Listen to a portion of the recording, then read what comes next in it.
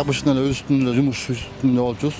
Жумуш кылып жүргөнбүз. Анан биздин милдетибиз ар кандай светофорлор өчүп калса, заторлор болуп калган жерлерге бизди жиберсе ошол жака барып өз үстүнөн объекттерибизди карайбыз. Ал күнү Карла Маркс Акынбаева көчөсүндө свет өчүп калгандыктына байланыштуу бизди ошол жака жиберишти. Ошол жака свет өчүп калды, регулировка кылып кызматыңарды өтө эле деп. Бардык ал жерге напарнигим экөөбүз барып кызматыбызды кылдык. Биздин милдетибиз ал эми жол кыймылын калыбына келтирүү. Аябай эле суу болуп калды. Жан бир момент башында жай эле жаап аткан, андан кийин эле катуулап нөшөрлөп кирбеди.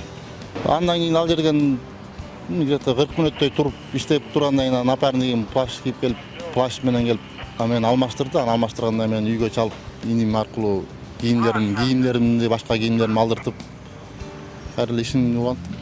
Мындайлар көп эле кездешет, көп эле кездешип калат. Биз менен баарыбызга даяр болушубуз керек да.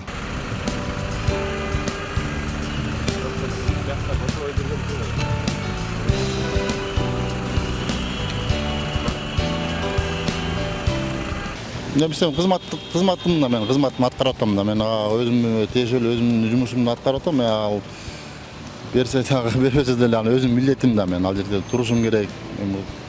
Жол кыймылынын кызматкери болгондон кийин ал эми өзүмө милдетим да.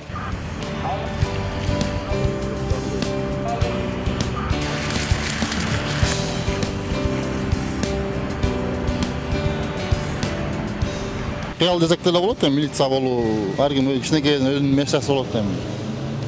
Ошондой эле мен деле мурун кичинекей деле ойлочумун, милиция кызматкери болуп иштесем деп. Сиздин айланыз жетеби? Жетет, баарыбызга Кудайга шүгүр.